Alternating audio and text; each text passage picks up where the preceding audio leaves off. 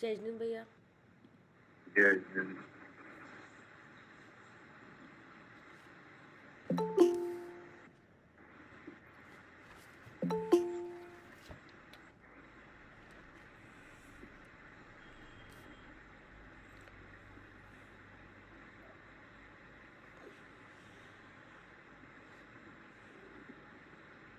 बड़े भैया। हाँ, यह तत्व ज्ञान तरंगिनी और इसके रचयिता है भट्टारक ज्ञान भूषण जी। मंगलाचरण पढ़ो। हाँ, मंगलाचरण पढ़ रही हूँ भैया। मंगलाचरण। चैतन्य हूँ अनुभवन प्रतिक्षण ही करा करो। भव के अनंत दुख को पल में हरो रे। अक्षय निधि सौख्य निदान पायो। गाओ अरे नित इसी के गीत गाओ।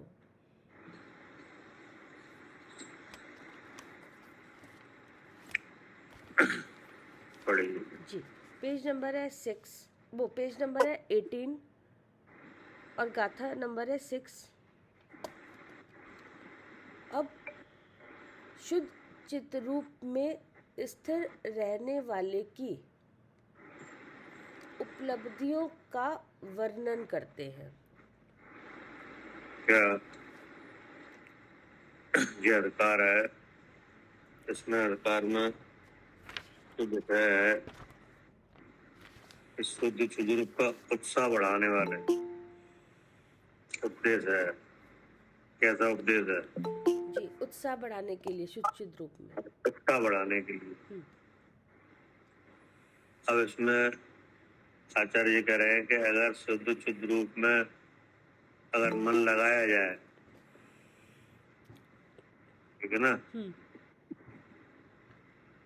तो उत्तम उत्तम गुणों की प्राप्ति होती है।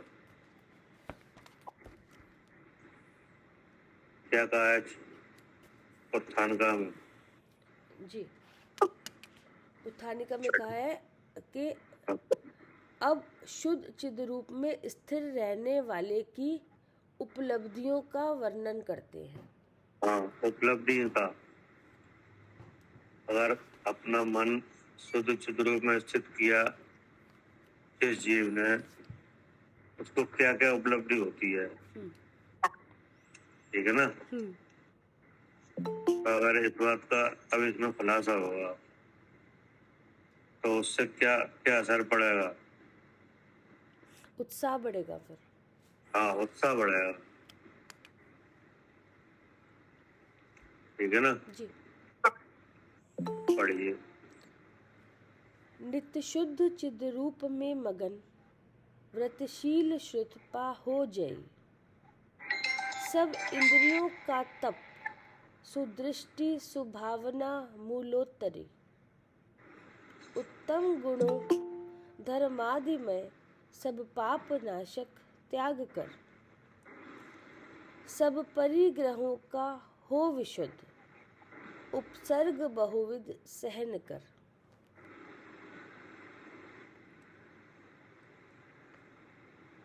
अर्थ, जो महानुभाव शुद्ध चिद रूप में स्थित है, ठीक है ना। जी, जो महान भाव शुद्ध चिद रूप में स्थित है, क्या हुआ इसका अर्थ? मतलब जो जिन जीवों ने अपनी बुद्धि शुद्ध चिद रूप के जानने में लगाई है, जी, क्या? हाँ, जिन्होंने अपनी बुद्धि शुद्ध चिद रूप को जानने में लगाई। हाँ, जिनने अपने मन को शुद्ध चिद रूप के जानने में लगाया, ठीक है ना। अपने मन को कहाँ स्थिर किया? शुद्ध चिद रूप के जानने में, चिद रूप के जानने में, ठीक है ना। जैसे मन अभी कहाँ स्थिर रहता है? मन अभी स्थिर रहता है शरीर पर और इंद्रिय के विषयों में। हाँ, कि मन स्थिर रहता है विषयों में, ठीक है ना। जी। तो जैसे विषयों में मन स्थिर रहता है, अब मन कहाँ स्थिर रहना चाहिए? अपने स्वरूप में, शुद्ध चिद रूप में। हाँ, शुद्ध चिद रूप। जैसे विषयों में मन स्थिर रहता है, उसकी जगह जिस जीव का मन शुद्ध चिद रूप में लगा, उसे उपलब्धि होनी है। क्या अनेक उत्तम गुणों की क्या है? उपलब्धि होगी।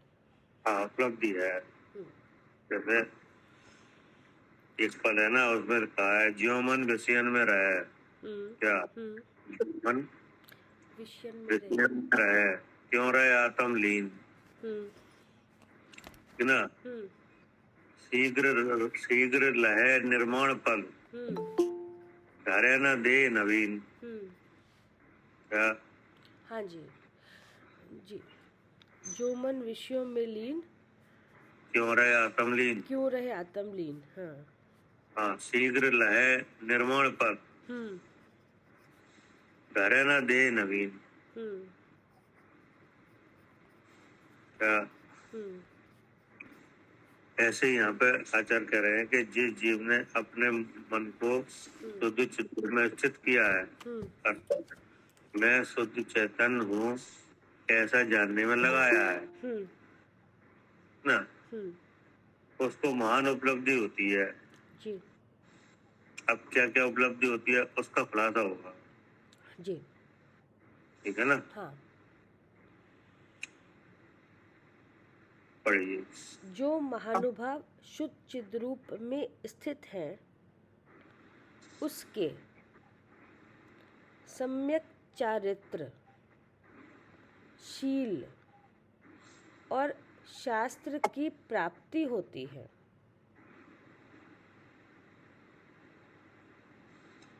अब देखो, सबसे पहले आचार्य ने कहा कि उसके सम्यक चारित्र होता है। अगर शुद्ध चिद रूप का ज्ञान नहीं है कि नहीं, तो चाहे चाहे कितना कठोर आचरण किया जाए, चाहे महाव्रत पाले जाए कि नहीं, चाहे समितियां पाली जाए, चाहे गुप्तियां की जाए कि नहीं, चाहे शर्त आवश्यक किए जाए,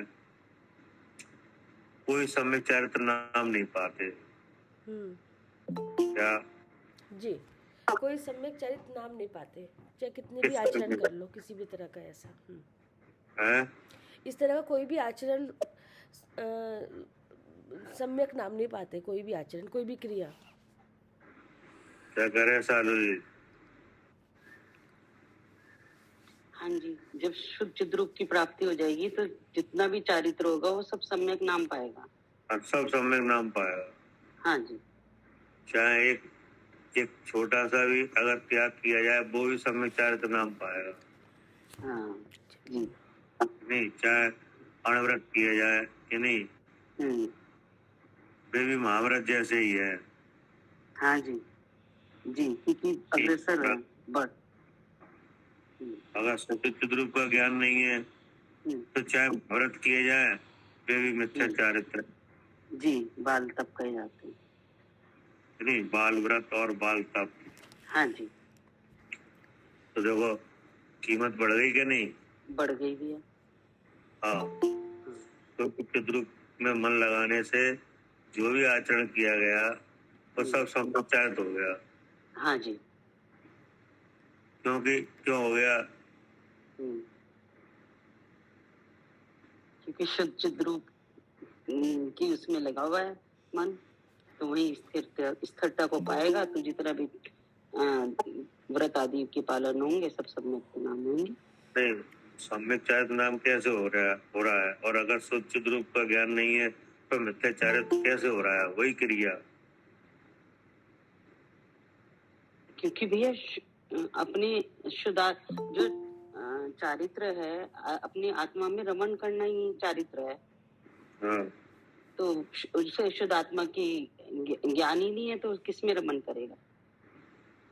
तो इसका मतलब है कि चारित्र करने वाले को, चारित्र धारण करने वाले को जो ज्ञान रहता है, जो बोध रहता है कि इसलिए अंगीकार किया है। हाँ जी, उसे पता है।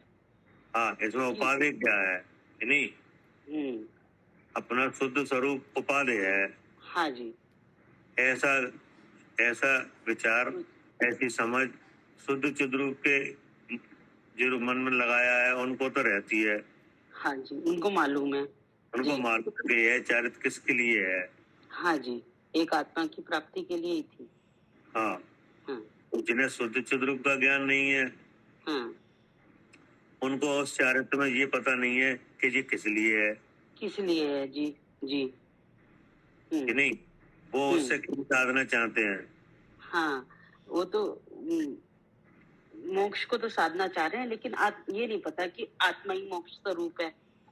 हाँ, तो अब वो मोक्ष को साधना चाह रहे हैं तो उससे मोक्ष तो होगा नहीं। नहीं होगा। इसलिए मिथ्याचार्य तो हो रहा है हाँ जी कि नहीं। जी। इसलिए मिथ्याचार्य हो रहा है। हाँ, वो बाह्य साधनों को ही मोक्ष समझ रहे हैं, बाह्य साधनों को करने में, क्रियाओं में।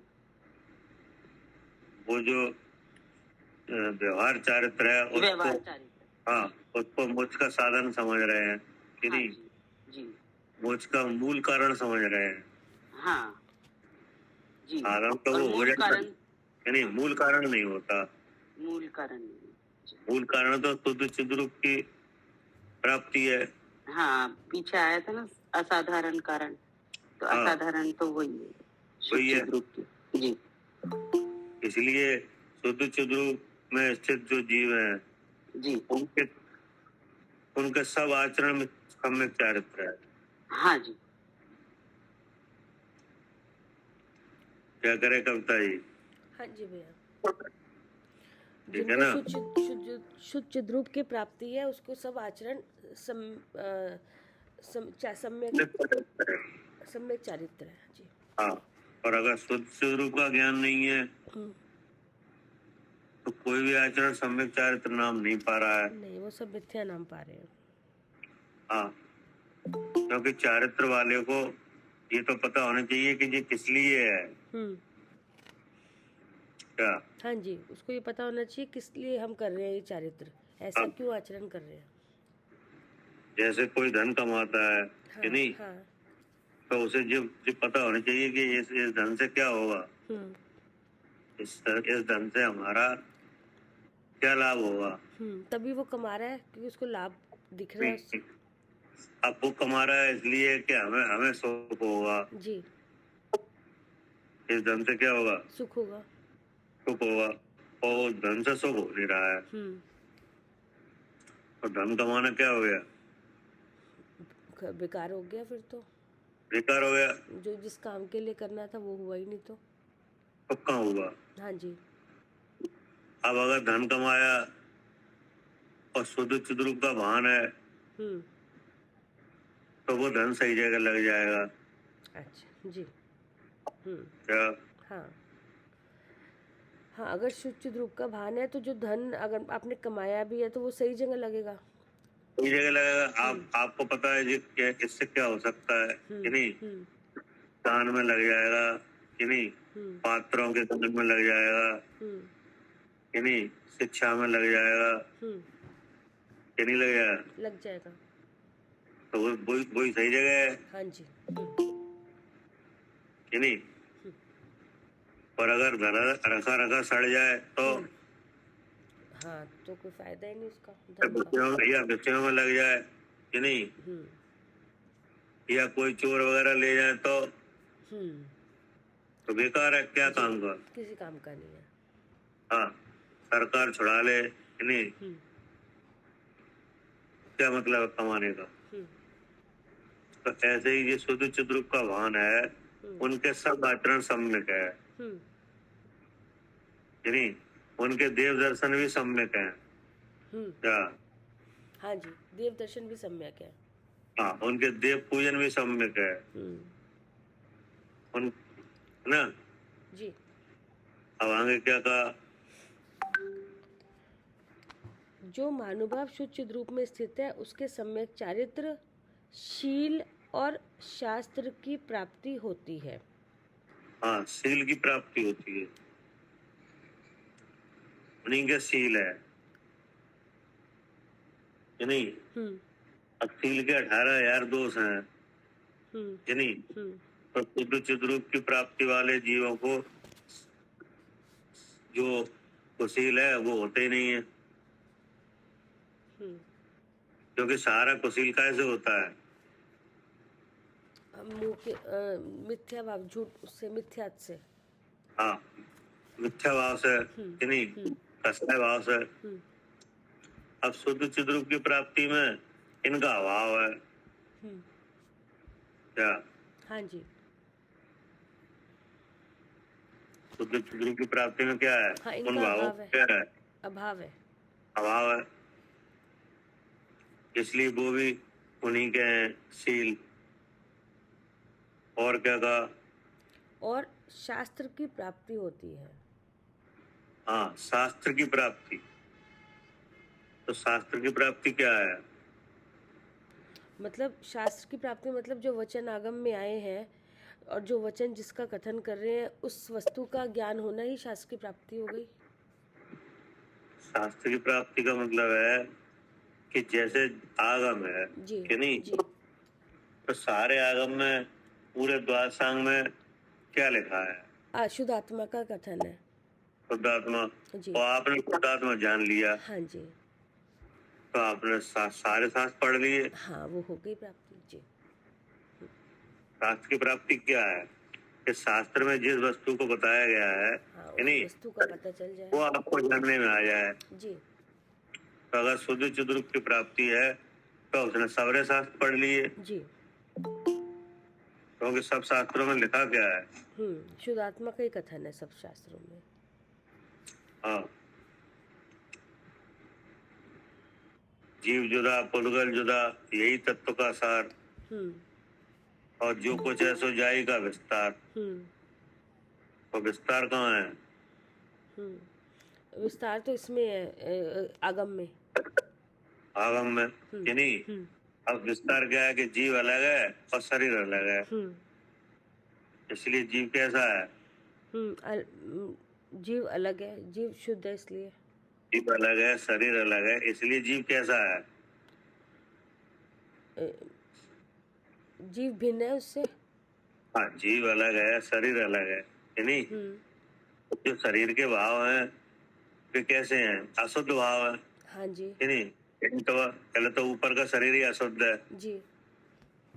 कि नहीं। हाँ जी। 7 धातु बना है कि नहीं, और 9 द्वारों से मल इसमें जारी है, तो इसलिए ऊपर वाला शरीर कैसा है? अशुद्ध है। अशुद्ध है। अब जो द्रव कर्म है वो भी अशुद्ध है। वो भी आगम से पता चल गया शुद्ध है। हाँ, क्योंकि वो संसार का कारण है जी। कि नहीं। जो कर्म बंधन है वो दुखदाई है कि नहीं। जो चीज दुखदाई हो वो शुद्ध कैसे हो सकती है क्या?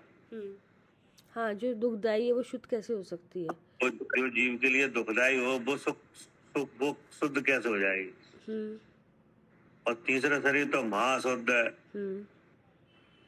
क्योंकि समस्त कर्म बंधन का मूल कारण ही वही है।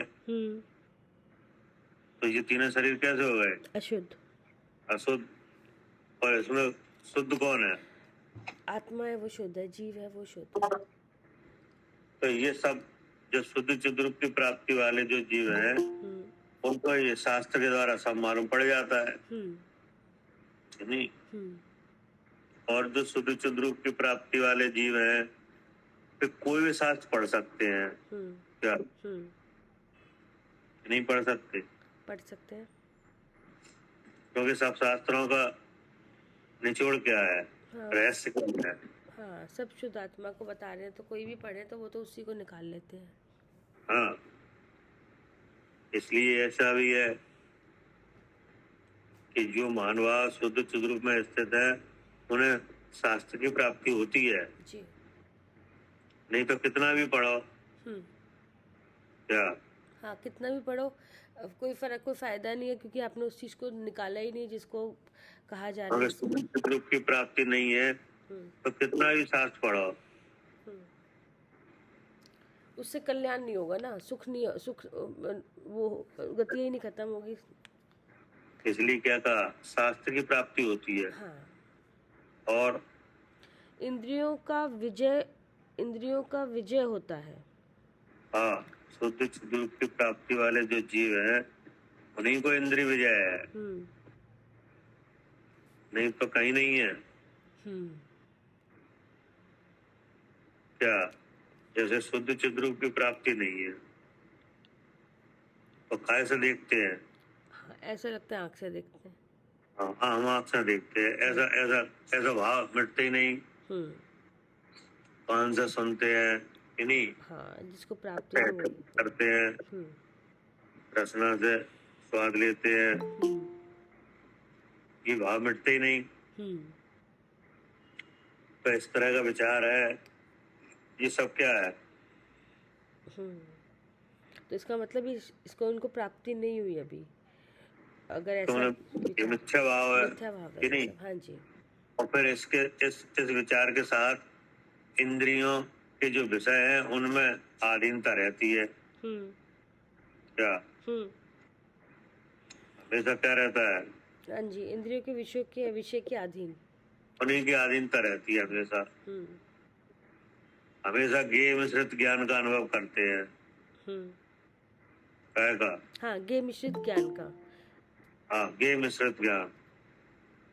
ज्ञान तो पीछे रहता है, ज्ञान का पता नहीं चलता, और ज्ञेय में बुद्धि रहती है कि आँख में ज्ञान है। हाँ, तो इंद्रियों के अधीन होके विषयों का क्या होता है? ग्रहण करते हैं कि नहीं? तो ये तो हो गया इंद्रियों की गुलामी कि नहीं? और आचार्य कह रहे हैं कि जो शुद्ध चिद्रूप की प्राप्ति वाले जीव है उनके इंद्रियों का विजय होता है। क्या? हाँ जी, जिनको शुद्ध स्वरूप की प्राप्ति होती है। विजय क्या है? विजय है कि वो अब ये मिश्रित ज्ञान नहीं है, अब वो तो निकालते जहाँ इंद्रिय वहाँ नियम से जीव है, मैं जीव हूँ। अब तो ये इंद्रिय का संपर्क विषय से है जी, नहीं? जी। इंद्रिय का विषय बन ही रहा है। अब जिन्हें शुद्ध चिद्रूप का भान है उन्हें निकाल लिया। वो तो निकाल लेते हैं, विषय देखते ही उन्हें पता है इंद्रिय में ज्ञान नहीं है और ज्ञान हो रहा है तो मैं इंद्रिय बता रही है मैं जीव हूँ। हाँ जी। और जीव है वो ज्ञान स्वरूप है। जीव है वो ज्ञान स्वरूप है। क्योंकि विषय में ज्ञान नहीं है, इंद्रिय में ज्ञान नहीं है, इंद्रिय में ज्ञान नहीं है कि नहीं? इस तरह का जो भेद ज्ञान है उससे इंद्रियों में विजय होती है, और भेद ज्ञान के बिना किसी भी इंद्रिय पे विजय नहीं होती। क्या? हाँ जी। बल्कि भ्रम से विषयों में अधीनता रहती है कि नहीं? हाँ जी। और जिन्हें शुद्ध चिद्रूप की प्राप्ति है उनको आसानी से इंद्रिय पे विजय है। हाँ। इसलिए समय सार जी में सबसे पहले क्या कहा? पर इंद्रिय जय, ठीक है ना? मतलब जब शिष्य का और आचार्य का जो वार्तालाप है उसमें आचार्य ने कहा कि देह अलग है कितनी और जीव अलग है कि नहीं? तो फिर हमने ये कहा कि अगर ऐसा है तो ये स्थिति झूठी है कि नहीं? जो शरीर के द्वारा की जा रही है, जिसमें शरीर के गुण आ रहे हैं। तो हमारा तो एकांत निश्चय यही है कि शरीर ही जीव है। अब आचार्य ने कहा ऐसा नहीं है, नहीं तुम नए विभाग नहीं जानते। क्या नहीं जानते? नए विभाग। फिर नया विभाग बताया।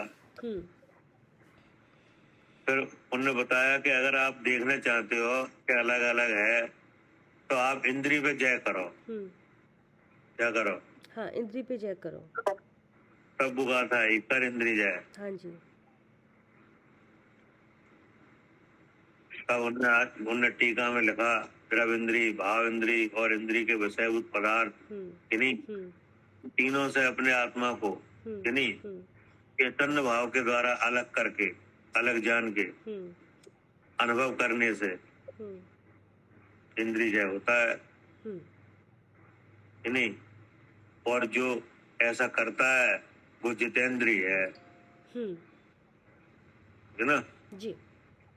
तो ये विद्या भी कैसे आती है? शुद्ध चिद्रूप की प्राप्ति से।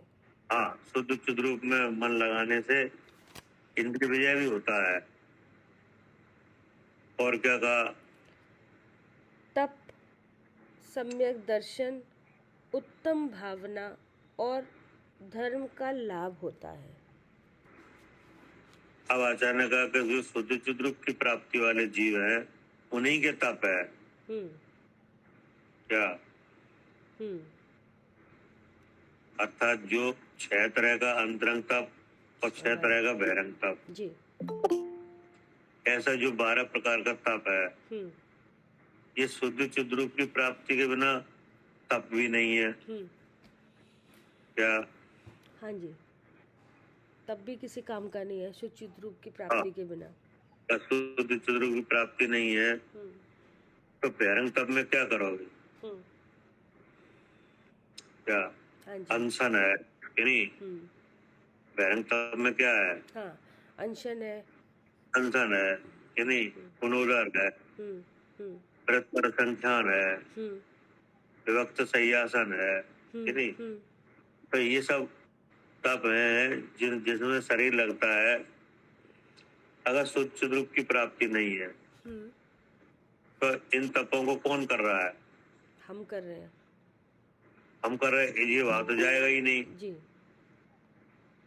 नहीं? तो मिथ्या भाव के साथ जो किया जाए तब तो वो क्या नाम पाता है? मिथ्या चारित्र, मतलब कुतप। कुतप, हाँ कुतप, ठीक है। ठीक है ना? अब देखो बहिरंग तप भी कुतप में जाएगा। जी जी। अगर शुद्ध चिद्रूप का भान नहीं है। अब अंतरंग तप में क्या है? स्वाध्याय, स्वाध्याय है, सामायिक है कि नहीं, ध्यान है कि नहीं? तो अब अगर शुद्ध चिद्रूप का भान नहीं है तो क्या सामायिक में करोगे? हाँ जी। क्या? हाँ, फिर नहीं कर पाएंगे। अगर शुद्ध चिद्रूप का भान नहीं है तो क्या सामायिक में क्या बैठोगे? सामायिक का मतलब ही था कि एक समय के ऊपर ही एक कि सम्यक प्रकार से आत्मा में स्थित होना। हाँ, कि नहीं? हाँ, अपने स्वरूप में ठहरना, ये क्या है? सामायिक है। सामायिक। अब जब स्वरूप ही नहीं मालूम है तो कहाँ ठहरोगे? कि नहीं? स्व को जाना सामायिक है, वो स्वाध्याय है कि नहीं? अब स्व पर का ज्ञान ही नहीं है, शुद्ध चिद्रूप का भान ही नहीं है तो फिर वो स्वाध्याय भी नहीं है। अब ध्यान है कि नहीं? तो अगर अपना और पराया का भेद नहीं है तो किसका ध्यान करोगे? तो ये तब भी कैसे लगा हुआ है? शुद्ध चिद्रूप के अनुभव के बिना तब भी के अनुभव से शुद्ध चिद्रूप का जिनने अपना मन शुद्ध चिद्रूप में लगाया है उन्हीं के तप है। उन्हीं के तप है जी। कि नहीं? और जो वास्तव में तप है वह स्वरूप में प्रतिपन्न वही तप है जी। वो भी शुद्ध चिद्रूप के बिना नहीं होगा क्या? हाँ जी, वो भी नहीं होगा उसके बिना। अब आगे क्या कहा? सम्यक दर्शन। हाँ, नहीं, अर्थात सम्यक प्रकार से अपने स्वरूप का अवलोकन करना, श्रद्धान करना, उसका नाम क्या है? सम्यक दर्शन। सम्यक दर्शन।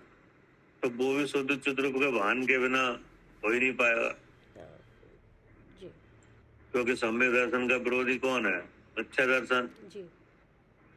नहीं? अब वो मिथ्या दर्शन जो है, वो भाव मिथ्या भाव है, वो कैसे हटे? वो भी अपने शुद्ध चिद्रूप के उसको जानने से ही हटेगा। वो भी शुद्ध चिद्रूप के ज्ञान करने से ही हटेगा। तभी क्या नाम आता है? सम्यक दर्शन जी। नहीं?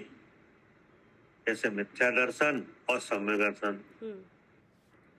तो जो मिथ्या दर्शन है वो क्या है? कि शरीर मैं हूँ, ये मिथ्या दर्शन है। शरीर में हूँ, ये मिथ्या दर्शन है कि नहीं? जी। अब मैं कौन हूँ ये आए तब तो शरीर में हूँ ये भाव हटे जी। क्या? जी। अगर मैं कौन हूँ ये बात आए कि नहीं, अर्थात तीन शरीर से अलग अपने स्वरूप का ज्ञान न किया जाए, तब जो प्रतीति हो, तब मिथ्या भाव मिटे, तब क्या कहा जाए? सम्यक दर्शन। तो वो भी किसके आश्रय है? वो भी शुद्ध चिद रूप के जानने के आश्रय है। वो भी शुद्ध चिद रूप के जानने से ही है। हाँ जी। अब क्या कहा? फिर है उत्तम भावना। उत्तम भावना और धर्म का लाभ। क्या? हाँ जी, उत्तम भावना और धर्म का लाभ होता है। कैसे? शुद्ध चिद रूप को जानने से। हाँ, यही उत्तम भावना है। तो अब क्या कह रहे हैं? मूल और उत्तर रूप कहलाते। नहीं, इसी का करो। अच्छा, उत्तम भावना उत्तम और धर्म का लाभ जी, ये दोनों लक्षण किसके आश्रित है? जी, शुद्ध चिद रूप के आश्रित है ये भी। तो अब क्या है? उत्तम भावना क्या है? उत्तम भावना मतलब उत्तम सर्वोत्कृष्ट विचार। जैसे विचार अभी हो रहा है कि मैं शरीर हूँ, तो फिर वो जब हमने जाना कि शरीर में ज्ञान नहीं है, ये शरीर जो है इंद्रिय की आँख का विषय बन रहा है, आँख में ज्ञान नहीं है और ज्ञान हो रहा है, इसका मतलब मैं जीव हूँ। तो जब अपना जानने में आए मैं जीव हूँ, मैं ज्ञान स्वरूप हूँ, क्योंकि मुझ में ज्ञान, इनमें ज्ञान नहीं है और ज्ञान हो रहा है, तो मैं ज्ञान स्वरूप हूँ। ज्ञान स्वरूप है वो चेतन स्वरूप है, और चेतना का ऐसा भाव है कि उसमें स्वयं भी चेतता और पर भी चेतता है। स्वयं में जीव चेत रहा है और पर में ये शरीर इंद्रिय चेत रही है, लेकिन नास्ति नाम के धर्म के कारण चेतना दोनों रूप नहीं हो रही, इसलिए मैं शुद्ध चेतन हूँ। तो ये है उत्तम विचार कि अब इससे इस विचार से क्या होता है, इस विचार से नया कर्म नहीं बंधेगा। जैसे पहले वाले विचार से क्या हो रहा था कि तो उत्तम भावना बताओ। उत्तम भावना 12 प्रकार की भावनाएं जो भैया बोलते हैं मुनिराज, 12 प्रकार की भावनाएं और 10 प्रकार का धर्म। 12 भावना है कि नहीं? हाँ, 10 प्रकार का जो धर्म प्रकट होता है। 12 भावना। 12 भावनाएं किस लिए है? वो तो अशुद्ध चिद रूप के जानने के लिए ही है। संवर के लिए। हाँ, 12 भावनाएं हैं, वो वैराग्य उत्पन्न करने वाली है। वैराग्य, हाँ, वैराग्य उत्पन्न करने वाली। वैराग्य पावन माई चिंतन परीक्षा। क्या? हाँ। मुनिराज चिंतन करते हैं 12 भावनाओं का। इसलिए करते हैं वैराग्य उत्पन्न हो जाए कि नहीं, राग द्वेष का क्या हो जाए? व्यय हो जाए कि नहीं, और स्वरूप की प्राप्ति हो जाए। इसलिए 12 भावनाएं हैं कि नहीं जी। तो अब 12 भावनाएं हैं, उनमें अगर शुद्ध चिद्रूप का भान है तो वे वास्तव में वैराग उत्पन्न करने वाली हो जाएंगी। अच्छा। आप विचार करो ना। सही है कि 12 भावना वो वैराग्य उत्पन्न करने के लिए 12 भावना आई है। वे 12 भावना है 12 तरह से आत्मा को भाने के लिए है। हाँ जी। तो जितना जितना आत्मा को भाया जाए उतना उतना राग द्वेष मोह कटे। ठीक है। तो अगर जो शुद्ध स्वरूप का भान नहीं है तो उसको उत्तम भावना नहीं हो पाएंगी। वे 12 भावना उत्तम फल को दे नहीं पाएंगी। हाँ, वो उत्तम फल नहीं आएगा उनसे फिर। हाँ। क्योंकि संसार, शरीर, भोग कि नहीं, संसार की अनित्यता कि नहीं, असरणता, ये सब कब समझ में आती है? जब अपने स्वरूप का पता चलता है, जब शुद्ध चिद्रूप का भान हो। अगर शुद्ध चिद्रूप का भान है कि नहीं तो एकत्व भावना सफल है। नहीं, कौन कहाँ है एकत्व? कौन है एकत्व?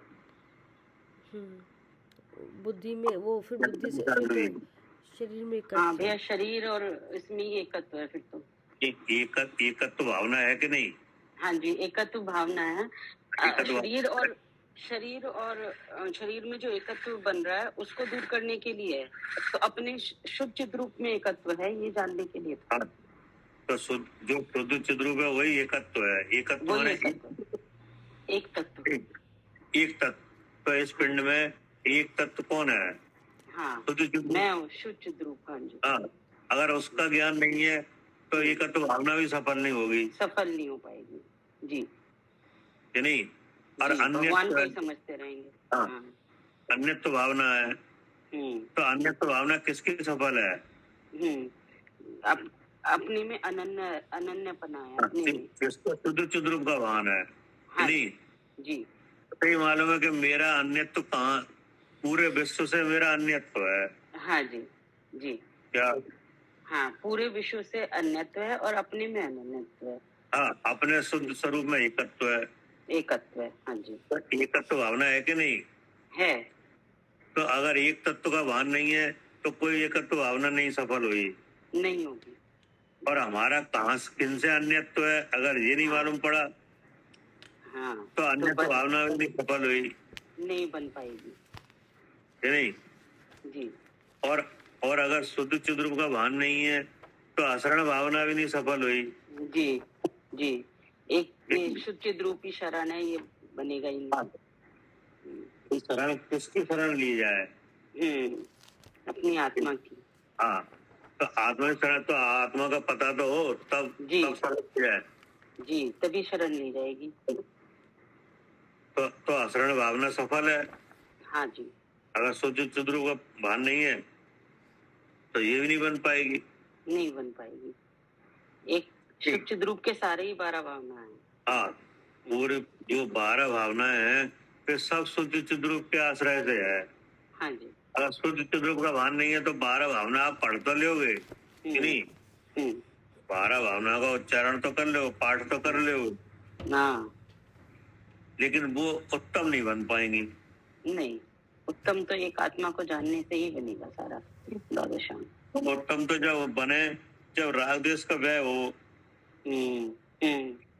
वह 12 भावनाओं का चिंतन है, वो वैराग उत्पन्न करने के लिए है।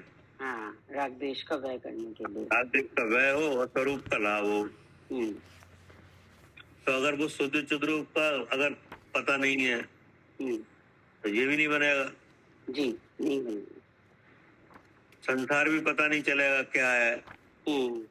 हाँ जी, नहीं, ये पंच परावर्तन जो संसार है इसका कारण कौन है?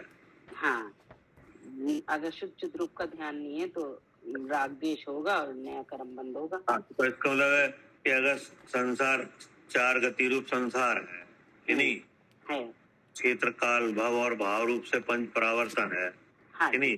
हाँ, अगर आपने जो जान भी लिया आगम से, कि नहीं, लेकिन शुद्ध चिद्रूप का ज्ञान नहीं है तो आपको ये मालूम नहीं पड़ेगा कि ये इसका कारण कौन है, इसका कारण क्यों है, ये बढ़ क्यों रहा है, अभी भी खत्म नहीं हो रहा। जी, जैसे किसी रोग हो जाए, कि नहीं, तो रोग होने से रोगी को ये तो पता चल जाता है हमें रोग है। हाँ, दवाई भी लेता है। अगर रोग बढ़ने लगे तो ये भी पता चल जाता है रोग बढ़ रहा है। हाँ जी, पता चलता है। तो उसका कारण नहीं मालूम पड़ता। जी, कारण नहीं होगा तो दवाई नहीं हो पाएगी। हाँ, तो कारण तो जो जो जो उसका जानकार है उससे मालूम पड़ता है, कि नहीं। जी जी, जो डॉक्टर है वो देख लेता है कि इसका कारण क्या है, कि नहीं, और रोगी तो समझ नहीं पाता। जी, नहीं समझ पाता, कि नहीं, तभी तो डॉक्टर के पास जाते हैं।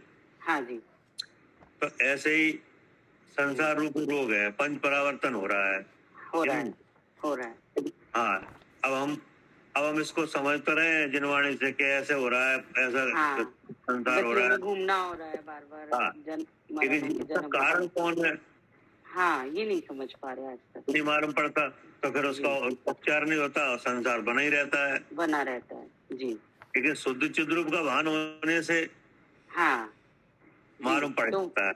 वो कारण बनते नहीं है फिर राग द्वेष। शुद्ध चिद्रूप का भान होने से मालूम पड़ जाता है कि इस संसार के जो पंच परावर्तन रूप जो दिखाया है इसका कारण मिथ्या भाव है। जी, और शुद्ध चिद्रूप के भान होने से मिथ्या भाव रहता नहीं है, नहीं रहता, इसलिए संसार भावना क्या हो गई, संसार भावना पढ़ना सफल हो गया, सफल हो गया। जी, क्योंकि आपको मालूम पड़ गया कि संसार का कारण है। हाँ जी, नहीं, और शुद्ध चिद्रूप का, हाँ, कारण के अभाव होने से कार का अभाव हो जाता है, जी।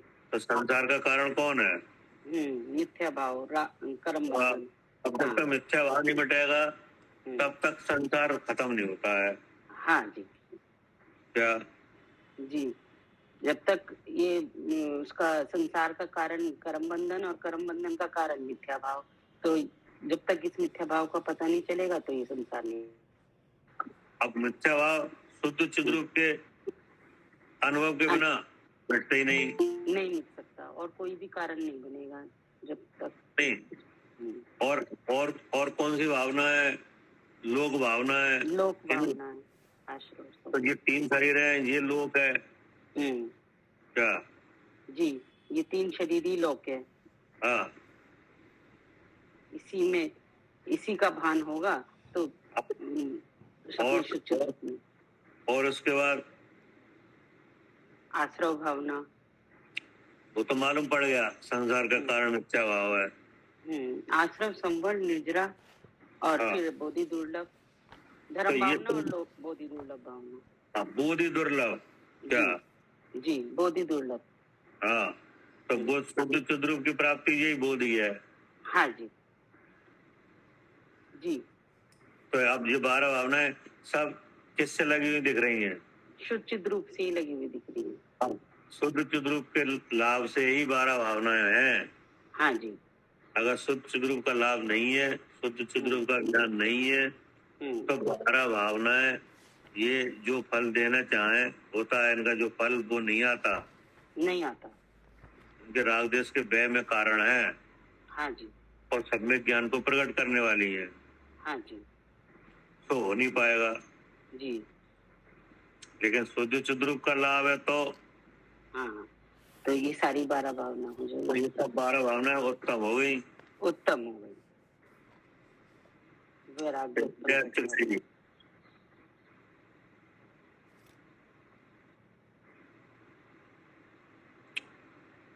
किससे पूछेंगे?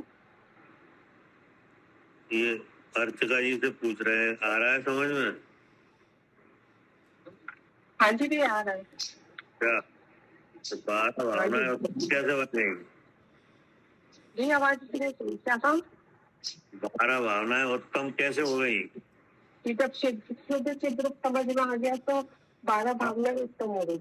हाँ, तो 12 हो गई कि नहीं? और इनके भावना से जो होने चाहिए राग देश का वह होने लगता है। जी, क्योंकि जो चीजें देखने जानने में आ रही हैं उनका यथार्थ रूप पता चल जाता है। क्या? हाँ जी। जैसे आपत्ति विपत्ति में ऐसा लगता है कि ये शरण है, ये शरण है कि नहीं? हाँ जी। लेकिन अशरण भावना से मालूम पड़ जाता है कोई शरण नहीं है। एक आत्मा ही शरण है कि नहीं? हाँ जी। और आत्मा सब तरफ से सिमट जाते हैं। हाँ, तब मालूम पड़ता है कि कहाँ जाए। हाँ जी जी। नहीं, जिनदेव शरण है कि नहीं? हाँ जी। क्योंकि जिनदेव के द्वारा ही पता चलता है कि शुद्धात्मा कौन है, कहाँ है, कैसा है, उसे कैसे प्राप्त किया जाए। इसके लिए कौन शरण है? शुद्धात्मा, जिनदेव है। और जब जिनदेव से ज्ञान हो जाए तो फिर आत्मा को आत्मा ही शरण है कि नहीं? हाँ जी। पहले तो जिनदेव शरण है कि नहीं? जी। हाँ जी। लेकिन जिससे जब आत्मा का ज्ञान मिल जाए तब आत्मा ही शरण है। आत्मा ही शरण है। फिर उस जीव को पता चल जाता है कि इस लोक में कोई शरण नहीं है। हाँ जी, जिन्हें मैं शरण मान रहा था वो शरण नहीं है। हाँ, जिन्हें हम शरण समझ रहे वे नहीं है। हाँ जी। शरण रहा था खोजता इस संसार अपार, नहीं जाता मुझको शरण तुमसे सीखा आज। क्या? हाँ जी। विनय पाठ में है ना? हाँ जी। शरण रहा था खोजता इस संसार मजार। जब त्रेंज गति में थे तब ये लग रहा था कि मनुष्य बन जाए तो ठीक है कि नहीं? अब मनुष्य बन गए, अब क्या लग रहा है? देव बन जाए तो सुखी हो जाएंगे कि नहीं? तो इस संसार में शरण गतियों में, शरीरों में कि नहीं, बड़े बड़े पदों में ढूंढ रहे हैं कि नहीं, धन में, परिवार में कि नहीं, हाँ जी, क्या ढूंढ रहे हैं? शरण ढूंढ रहे, शरण ढूंढ रहे हैं कि नहीं, और ये सब आसरण है। माँ की शरण मिल जाए, पिता की शरण मिल जाए, पति की शरण मिल जाए, अब बच्चों की मिल जाए। हाँ कि नहीं, लेकिन जब भगवान के पास गए तो भगवान ने क्या बताया? शुद्ध आत्मा ही शरण है। हाँ, शुद्ध आत्मा ही शरण है। और उनने उनने ये काम किया भी है। हाँ जी, भगवान ने क्या किया है? यही तो किया। जी, यही काम किया है। हाँ, जितने भगवान है सब राजा थे कि नहीं? जी, सब राजा थे कि नहीं? सब राजा थे। सब राजा थे। और जो इंद्र वगैरह आए उनने अपार संपत्ति भेंट में दी कि नहीं दी? हाँ जी, जी, है 15-15 महीने रतन बरसे कि नहीं? और फिर कल्याणक में आए कि नहीं? हाँ जी, सारी सामग्री स्वर्ग से उत्पन्न कराई, वहां से भेजी जा रही है। और फिर भी वे क्या कर रहे हैं? शुद्ध आत्मा ही शरण है। हाँ, तो फिर भी वे शुद्धात्मा ही शरण में गए।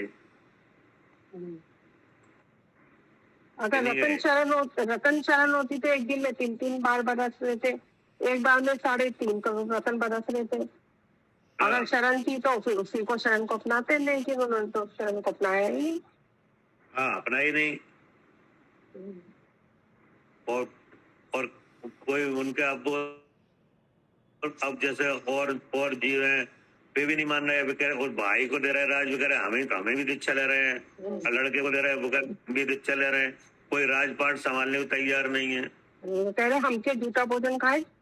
हाँ, जो तुम्हें इष्ट नहीं है वो हमें कैसे है?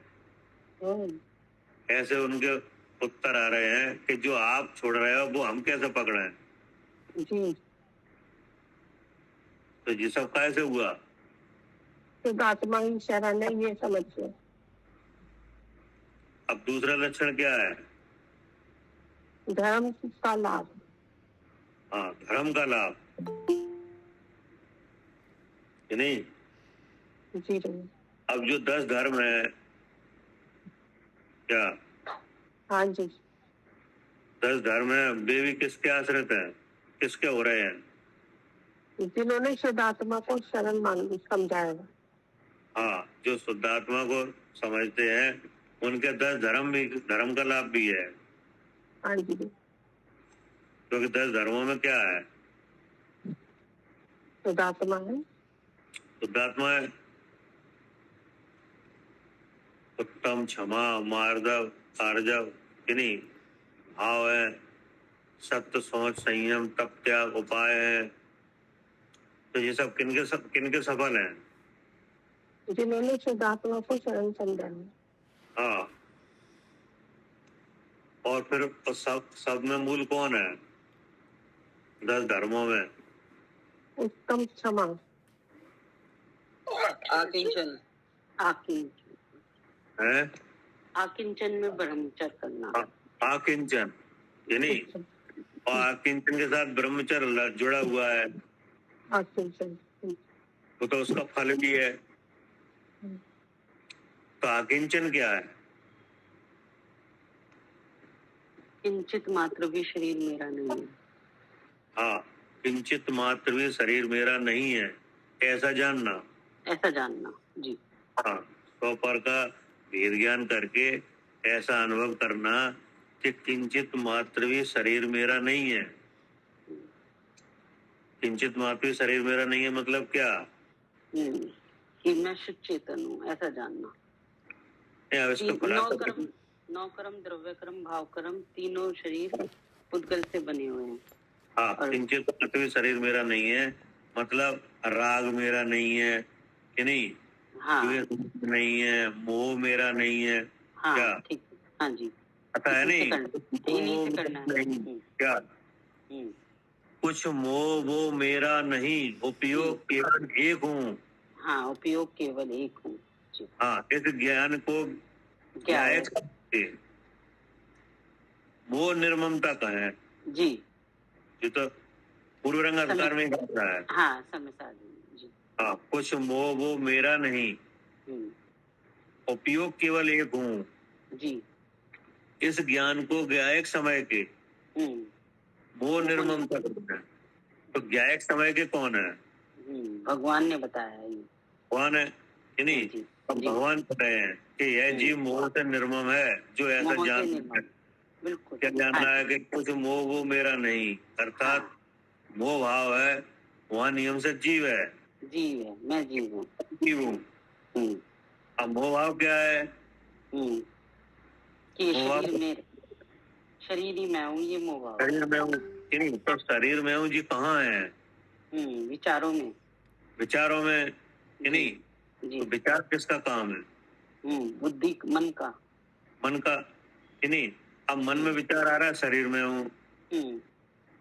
अब जब लक्षण देखा तो शरीर का लक्षण क्या है? पुद्गल से बना हुआ है शरीर का लक्षण, तो जड़ है, जड़ है, स्पर्श रसगंध वर्ण वाला। और मैं है अर्थात जीव है, वो चेतन है। चेतन है। जी। जब आप भगवान के आगम में जाके देखा कि जीव का लक्षण क्या है? चेतन है। चेतन। और देह का लक्षण है जड़। तो जड़ और चेतन दो अलग अलग लक्षण है, दो अलग अलग लक्षण वाली चीजें हैं कि नहीं? जी। अब मन का विचार। हाँ। अब विचार क्या है? मन का विचार ये है कि शरीर ही मैं हूँ। शरीर में हूँ। तो अब जो विचार कैसा है? ये झूठा है। झूठा है। जी। तो जो विचार में झूठ कहाँ से आई? हाँ, ये एक मोहिनी नाम का कर्म है, उसके भाव से।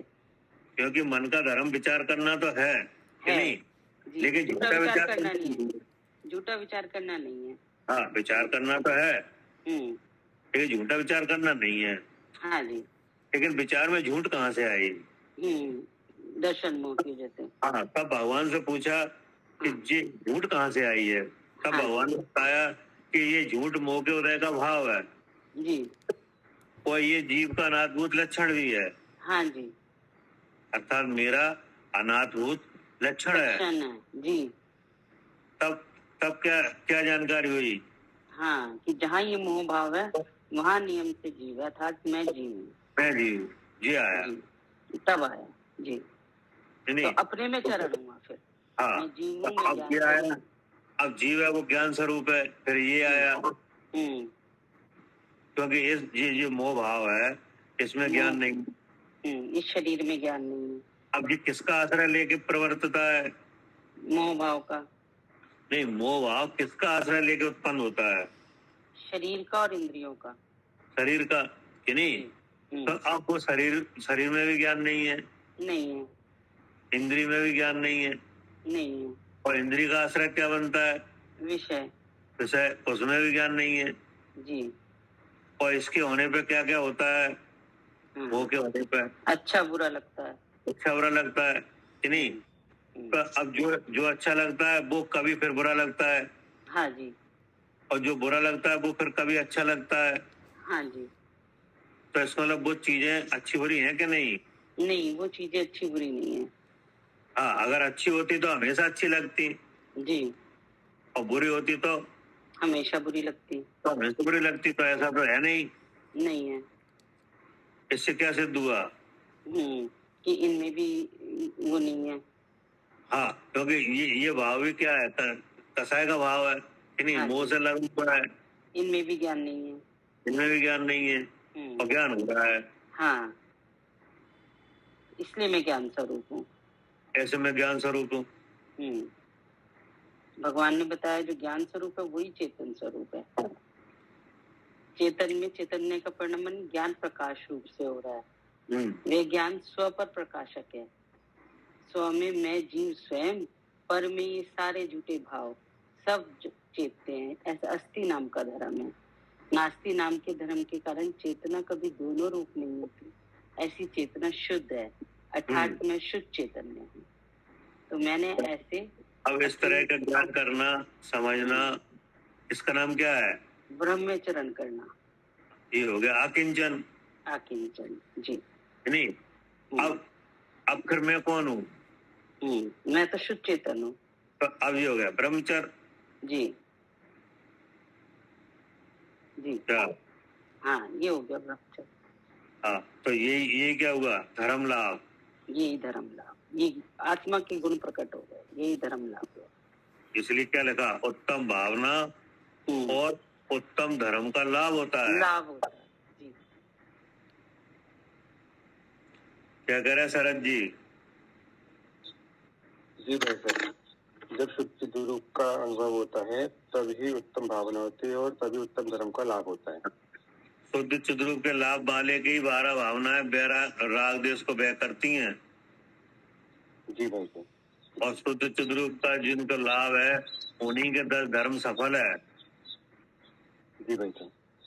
और उन्हीं के जो आकिंचन और ब्रह्मचर्य जो मूल है, क्या ये सार है, उसमें आते ना 10 धर्म। उत्तम क्षमा मार्दव आर्जव भाव है, सत्य सोच संयम तप त्याग उपाव है। और आगे क्या कहा? भाई तो मुझे ध्यान नहीं। किंचन ब्रह्मचर्य है क्या? किंचन ब्रह्मचर्य धर्म 10 सार है। आकिंचन ब्रह्मचर्य धर्म 10 सार है। तो ये आकिंचन और ब्रह्मचर्य क्या है? सार है। अगर आकिंचन है तो ब्रह्मचर्य है कि नहीं? जी भाई साहब। तो फिर वो उत्तम क्षमा भी है। जी भाई साहब। तो सत्य भी है, तो सोच भी है, तो संयम भी है, त्याग भी है। फिर सब है भाई साहब, पूरे धर्म है सारे। हाँ, तो देखो 10 धर्म का जो सम्यकपना है वो काय से लगा हुआ है? चित्त रूप के भान से अनुभव से। शुद्ध रूप के स्मरण से। जी भाई। और 12 भावना भी कन के सफल होती दिख रही हैं, जिनके चित्त रूप का भान और अनुभव होता है उसकी। हाँ, क्या करे कविता जी? जी भैया, यही उत्तम भावना जो होगी, यही 12 भावना भी सफल होती है उसकी दिख रही है, जिसमें जिसको शुद्ध चिद्ध रूप की जिसका शुद्ध चिद्ध रूप को पता है जिसको। और ऐसे हाँ। धर्म का लाभ भी वही दिख रहा है जो 10 धर्मों, जैसे 10 धर्म, जो धर्म का जो असली स्वरूप है शुद्ध आत्मा, जो उसको जान रहा है, वहीं पे धर्म का लाभ भी हो रहा है। वस्तु स्वभाव धम्मो, वस्तु कि नहीं? स्वभाव धम्मो। जी जी। हाँ, कोई धर्म है। जी ये तो आचार्य समन्वत स्वामी ने कहा है, हाँ जी। कि नहीं? वस्तु को स्वभाव से जानना ही क्या है? धर्म है। धर्म है। और उसका फल क्या है? फल मोक्ष है, केवल ज्ञान है, मोक्ष है। हाँ, कि जो संसार के दुखों से निकाल के उत्तम सुख में दाखिल करे, वो भी धर्म है। वो भी धर्म है। जी। तो शुद्ध चिद्ध रूप के भान में ही तो है जी। हाँ जी।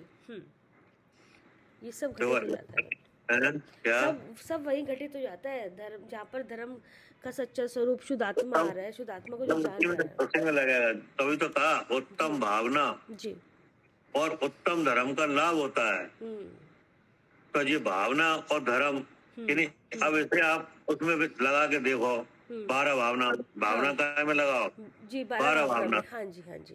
धर्म को लगाओ 10 धर्म में। हाँ, क्योंकि इस तरह के विचार हमारे आते रहते हैं, तो 12 इस तरह के विचार, जैसे विचार है उससे उल्टा कर शुद्ध चिद्ध रूप का विचार बताया है उसमें सब में, जिससे कि वैराग्यता आती है ना। भावना और धर्म ये क्या है? सूत्र है।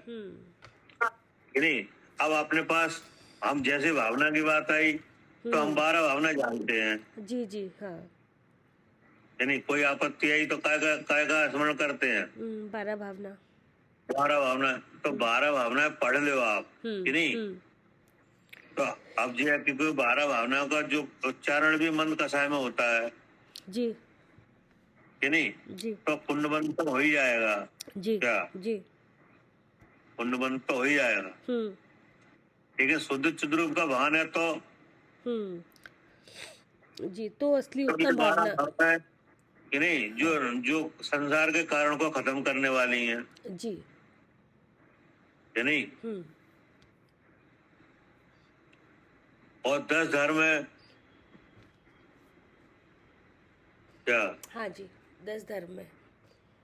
10 धर्म है तो भी 10 धर्म उन्हीं के सफल हैं कि नहीं, जिन्हें शुद्ध स्वरूप को पता है। जी, उनमें जो आकिंचन है और ब्रह्मचर्य है, ये सार है। ये सारा है जी।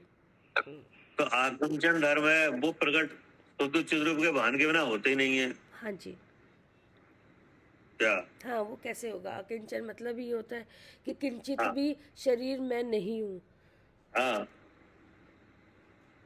तो फिर मैं कौन हूँ जो जाने बिना किंचित ही शरीर मेरा नहीं है, जो बात मिटती नहीं है। हाँ, ये बात मिटेगा ही नहीं, वरना फिर जब पता ही नहीं चलेगा कि फिर मैं हूँ कौन। ठीक है ना? जी, अब क्या कह रहे? हाँ, मूल और उत्तर रूप कहलाते उत्तम गुण प्राप्त होते हैं। हाँ, मूल और उत्तर रूप कहलाते जो गुण है, मूल गुण और उत्तर गुण है कि नहीं, तो वो भी किनके हैं? क्या भैया, एक बार इसको खोलना आप।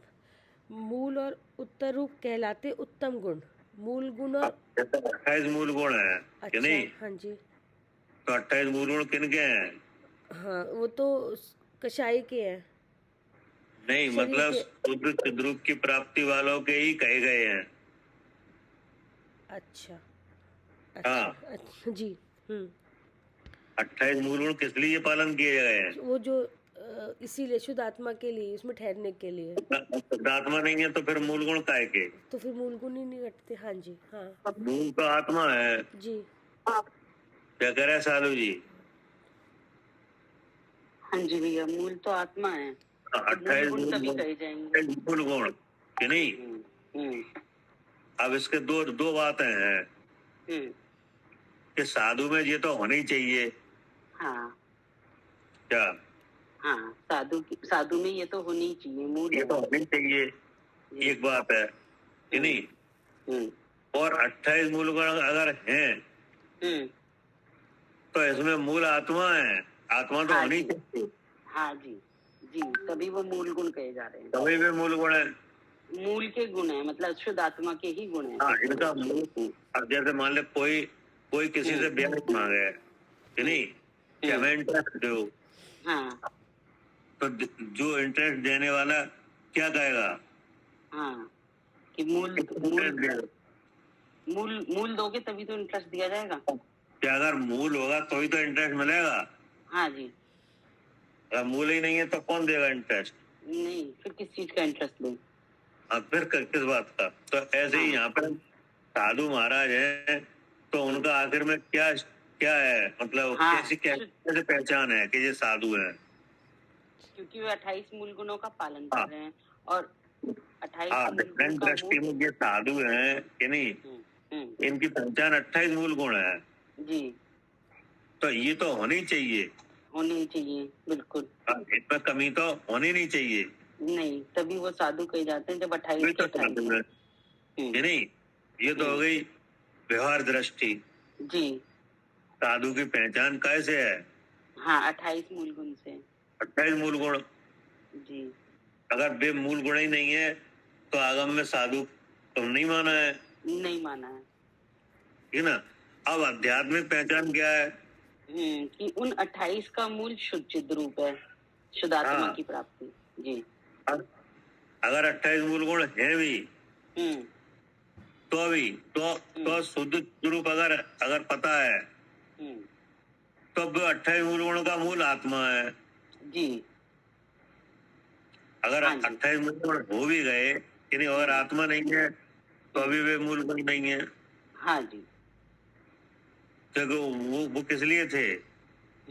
उस शुद्ध रूप की ध्यान करने के लिए। हाँ, शुद्ध रूप की प्राप्ति के। हाँ, क्या करे शरद जी? हाँ जी भाई साहब, जो 28 मूल गुण थे वो शुद्ध आत्मा की प्राप्ति के लिए थे, और शुद्ध आत्मा का जब पता नहीं तो फिर वो कैसे बने? हाँ, तो 28 मूल गुण भी नहीं रहे। हाँ जी भाई साहब, बिल्कुल। और व्यवहार दृष्टि से देखा जाए तो साधु की पहचान 28 मूल गुण से है। जी भाई साहब, बिल्कुल। हाँ, अब अगर किसी किसी साधु के 28 मूल गुण हो भी गए और अगर शुद्धात्मा का ज्ञान नहीं है तो भाई वो भी तो भी सफलता नहीं मिलेगी। हाँ जी भाई साहब, बिल्कुल। तो भी सफलता मिलेगी। हाँ, फिर भी नहीं होगा। हाँ जी भाई, वो सुख की प्राप्ति तो फिर भी नहीं होगी। जी जी भाई, क्योंकि मूल ही नहीं है उसमें आया, तो फिर वो हाँ, सफल कैसे होगी? 28 गुणों का मूल आत्मा है। हाँ जी भाई साहब, तो भाई साहब फिर तो ये आया है कि जब मूल आत्मा है, आत्मा के पूर्व से वो होने थे और आत्मा ही नहीं है, तो उसे पालने का फायदा क्या हुआ? मतलब लाभ ही नहीं मिला उसको, मतलब क्योंकि की प्राप्ति कहाँ से होगी पता ही नहीं, तो कुछ ऐसा। और क्या, तो वो तो आचार्य जी कह रहे हैं कि शुद्ध चिद्रूप की प्राप्ति वालों को मूल गुण भी हो जाते हैं और उत्तर गुण भी हो जाते हैं, सब हो जाता है। जी भाई साहब, क्या कह रहे हैं कविता जी? हाँ भैया, उत्तर गुण कौन से? अब जैसे उत्तर गुण और भी तो है, जैसे शील है, संयम है, तप है, त्याग है कि नहीं, संवेग है, आस्तिक है कि नहीं। अच्छा अच्छा, बाकी ठीक है। हाँ, बाकी तो सब। ठीक है बात। हाँ जी, मूल और उत्तर रूप कहलाते उत्तम गुण प्राप्त होते हैं। हाँ, किनको? जो शुद्धात्मा, जो चिद रूप को जानते हैं, जिनको हाँ, जो पता है। शुद्ध चिद्रूप को जानते हैं उनके ही ये लाभ है। हाँ, उन्हीं के उत्तम कहलाते हैं सब। हाँ, सारे भाव ही है, अब क्या 28 करें? गुण के या जो भी उत्तर रूप है। समस्त पापों का नाश। हाँ, समस्त पापों का नाश उन्हीं के हैं, क्योंकि सबसे बड़ा पाप कौन है? मिथ्यात्व का। क्या कि नहीं, तो उससे सारा पाप लगता है। अब जहाँ मिथ्यात्व नहीं है तो वहाँ कहाँ है कोई पाप? जी कि नहीं, हिंसा, झूठ, चोरी, कुशील, परग्रह कि नहीं, इन सब का क्या हो जाता है? नाश हो जाता है। सबका नाश हो जाता है। जी, और क्या करे? फिर है बाह्य और अभ्यंतर परिग्रह का त्याग। हाँ, बाह्य और अंतरंग परग्रह का त्याग किनके सफल है? जो शुद्ध आत्मा को जानते हैं उन्हीं की। हाँ, अभ्यंतर परिग्रह है ही नहीं। अभ्यंतर परिग्रह जो ये शरीर में हूँ, जो ये भाव रहता है, मिथ्या भाव रहता है, मोह भाव रहता है, ये है। अभ्यंतर परग्रह है जो 14 तरह का है, वो शुद्ध चिद्रूप के बिना तो छूटते ही नहीं है। क्या जी, अंतरंग परग्रह छूटता है कहीं? नहीं, शुद्ध चिद्रूप शुद्ध के बिना चिद्रूप के बिना छूटता ही नहीं है, नहीं छूटेगा। कि नहीं, क्योंकि वहां तो भावों की पहचान चाहिए। अंतरंग परग्रह त्यागने में क्या चाहिए? जी, भावों की पहचान। भावों की पहचान, हाँ कि ये भाव है और एक चेतन भाव है। जी। एक तरफ तो 14 भाव है और एक तरफ चेतन भाव है। हाँ जैसे क्रोध, मान, माया, लोभ, 4 भाव कि नहीं, 9 कसाय, कितने हो गए? जी 13। जी और एक मिथ्यात्व भाव कि ये मेरे हैं, तो कितने हो गए? जी 15 14। 14 सर 14। हाँ कितने? 9 कसाय और 4 कटाय, 13 और एक मिथ्यात्व। तो ये क्या है? जी, ये अभ्यंतर परिग्रह है। हाँ, ये अभ्यंतर परग्रह है कि नहीं। आत्मा के ऊपर जो अंदर के कपड़े हैं वे हैं ये, जी कि नहीं। हाँ जी हाँ जी। अब ये तो भाव है। जैसे आपके सामने टेबल रखी है कि नहीं, जी है। तो ऐसे जी क्रोध तो रखा नहीं है, हाँ नहीं है। ये तो भाव के रूप में आ रहा है। क्या के रूप में आ रहा है? भावों के रूप में। भावों के रूप में है। जी अलग अलग ये 14 भाव है, जी। ठीक है ना। अब ये जो भाव है वहाँ एक चेतन भाव भी है। जहाँ ये भाव है वहाँ कौन है? हाँ, बस एक भाव और है, चेतन भाव। हाँ, एक चेतन भाव भी है, विचार करके देखो आप, जी। क्योंकि ये भाव हैं तो ये इनके भाव, इन भावों के होते हुए जानकारी हो रही है कि नहीं? हो रही है। जैसे क्रोध आए कि नहीं, हम्म। तो क्रोध आता है तो मालूम पड़ जाता है कि नहीं कि क्रोध आ रहा है? हाँ, मालूम पड़ जाता है। मालूम पड़ जाता है कि नहीं मालूम पड़ता? पड़ता है। चाहे भले ही ऐसा लगे कि हमें क्रोध आ रहा है, लेकिन मालूम तो पड़ता है कि नहीं? हाँ जी, मालूम पड़ता है बिल्कुल। जब आता जानने है में तो तब आता है कि नहीं? आता है। आता है। तो इसका मतलब है कि वहां कोई जानने वाला है। हाँ। तो एक तो वो भाव हो गया क्रोध का, और एक हो गया जानने का भाव, कि नहीं? अब उसका पता करो तो ये मालूम पड़ता है कि भगवान की वाणी से कि क्रोधावणी की वजह से हुआ है। पहले नहीं था, आया है और चला गया। और जाना तो रहा पहले में भी, जब था तब भी, जब नहीं था क्रोध तब भी। तो अब ज्ञान का और क्रोध का भेद, कि नहीं? ये ज्ञान करके जाना गया कि नहीं? जाना गया। तब क्या अनुभव में आया? हाँ, तब मैं शुद्ध चेतन हूँ, जाना अनुभव में आया। तो मैं तभी वो परिग्रह छूटा। क्या? हाँ जी। तभी क्या छूटा? तभी वो परिग्रह छूटा, उसको तभी ऐसे मान सबसे रखा। पहले क्या छूटा? मिथ्या उसका भ्रम छूटा पहले तो, तो भ्रम क्या था? कि क्रोध मुझे आता है, ये भ्रम था। कि सबसे पहले मिथ्या छूटा कि ये भाव मेरे हैं, ये छूटा। जी। और फिर क्रम से वे भाव छूट गए। जी। क्या? हाँ, जब ये भाव छूटा, सबसे पहले तो ये भ्रम छूटा, ये झूठ छूटा कि क्रोध मुझे आता है, ये भाव मेरा है। तो फिर उसके बाद जब ये छूटा तो उसके बाद ये क्रोध भी छूट गया। वो फिर भी भी भाव भी चले गए, जैसे अनंतानंदी क्रोध है, हाँ, कि नहीं? अनंतानंदी क्रोध, मान, माया, लोभ जो भाव है, जी जी, कि नहीं है? और अनंतानंदी के 9 कसाए भी हैं। हाँ कोई बात नहीं। अब आपने किया भेद ज्ञान, जी। इन भावों की और अपने स्वरूप की पहचान की, इनसे अपने को अलग जाना, तो ये मेरे हैं, ये छूट गया कि नहीं? छूट गया। छूट गया। अब ये इसके साथ वो प्रकृति भी चली गई। क्या? हाँ जी, वो प्रकृति उस जाति का क्रोध भी चला गया। हाँ, चला गया।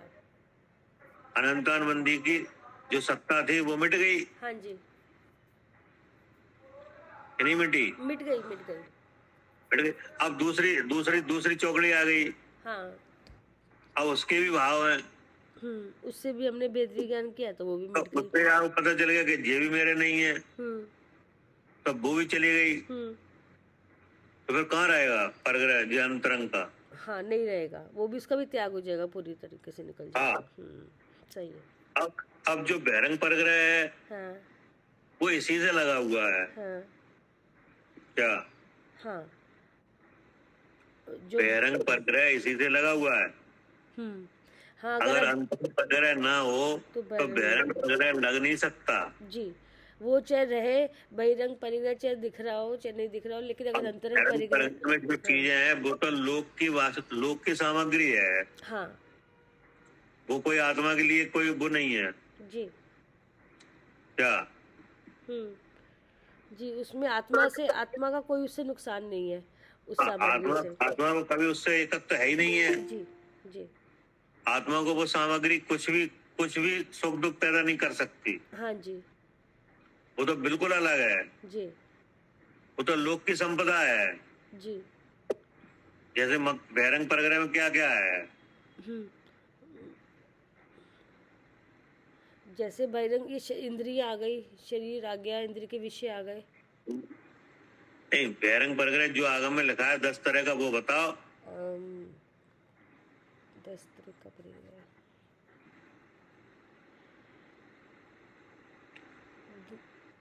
वहाँ था ना, क्षेत्र है, वस्तु है, क्षेत्र धन धान्य भी होता है। दास दासी है, कि नहीं? हाँ हाँ हाँ हाँ। बर्तन वाले हैं, कि नहीं?